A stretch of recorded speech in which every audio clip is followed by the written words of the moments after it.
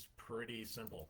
It is, what should we be doing right now? And that's from a parent of a 2027 student that is currently a junior, just came back from winter break, heading into the spring stretch here. And this is the question that I probably get asked the most. So what really needs to be done right now in junior year is making sure that your testing plan is all set. You've either taken the SAT or you have it scheduled. You've taken the ACT or have it scheduled.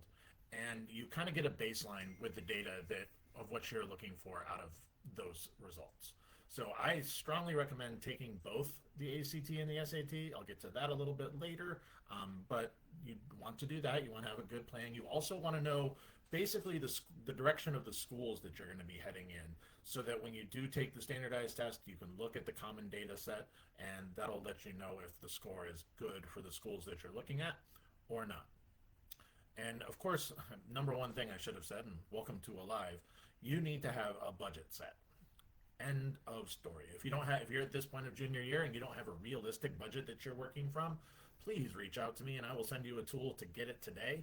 Because if you don't have a realistic budget in mind, you're just going to be setting up a lot of trauma down the road. You know, every year we see this. Students in the class of 26 are going through this right now. They've been accepted to the schools that they're super excited about, and they have no idea how they're going to pay for it. Everybody just kind of goes with this, well, if I get in, it'll take care of itself. Financial aid will come in. FAFSA will save the day. No, no, nope.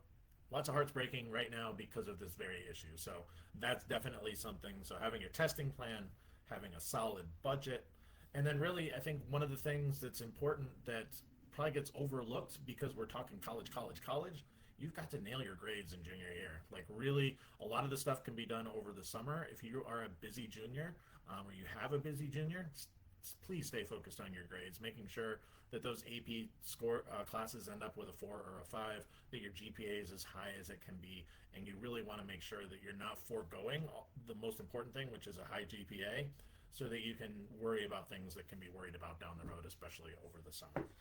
Then the last thing I'll say right now, because you don't need to be done with this process at this point in junior year. You got time. It's chill.